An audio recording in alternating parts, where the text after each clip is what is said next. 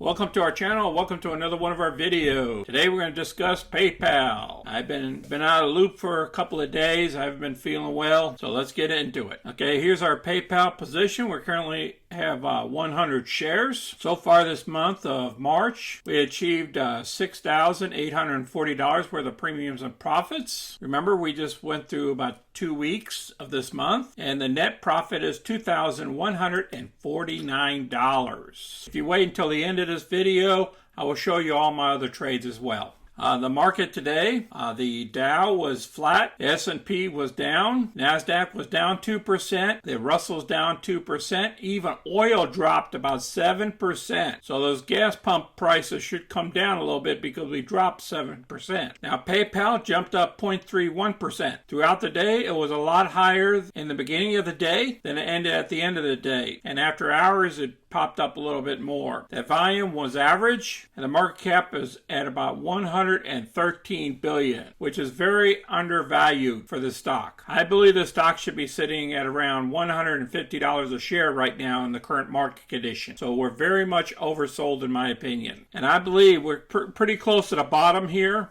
of the overall market because we went up and all the other stocks in the same area went down. Analyst price targets down here. The low side is 107, the high is 270, and the average is 180. And currently we're below the low. Let's look at the chart real quick before we get to our breaking news. If you look at the bottom here, the RSI chart, we're sitting at about 31, which is basically oversold. Anything below 35 is oversold. So we've been oversold for a while here. We're still down here in the doghouse like we were back here in 2020. Remember when the market crashed? When the pandemic happened. And that's why I believe we're way oversold. That means all these months after that just got flushed away. Patience required, but fundamentals are strong, says 5-star analysts. PayPal stock has clearly fallen out of favor with investors. The shares have shaved off 58% of the value over the past year. Morgan Stanley's James says the modestly weaker than expected results of the past couple of quarters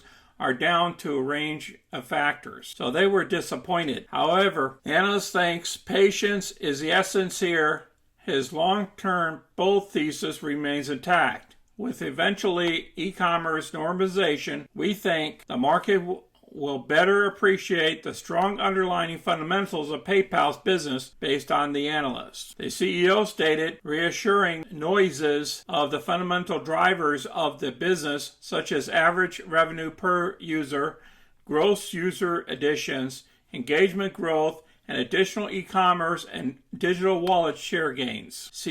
CEO also highlighted the increasing use of the platform. Consumers were using PayPal 7 times per year when he joined the company 7.5 years ago. That has risen to 45 times per year now. The CEO attributed the increase to newly rolled out services such as buy now, pay later. So there's a lot of information here. The overall 37 analysts have recently reviewed PayPal's prospects, of which 26 say buy, 10 recommend a hold, and 1 a sell. Adding up to a moderate buy census rating, the average price target is hardly less bullish than Newark allows at $182.36. So I'll place this article down below so you can review it. So let's go through our trades. We still have our other half of SoFi in this trade here. And on the put side of the house, we still have 2 parts of the trade that we did earlier. And as you can see, we still have our FXI. We even have our Norwegian cruise lines,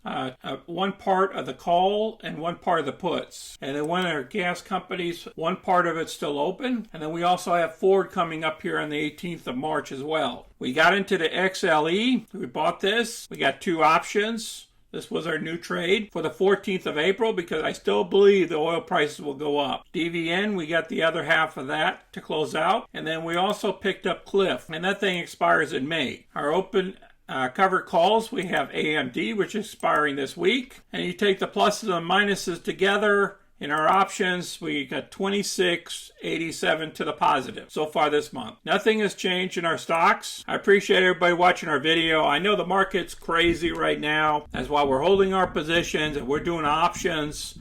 We're going to play with the options until the market gets right, and then we're also going to be doing some covered calls in the future. You take care out there. Remember, diversify, diversify, diversify. Be safe. Until next time, this is Sonny. I'm out.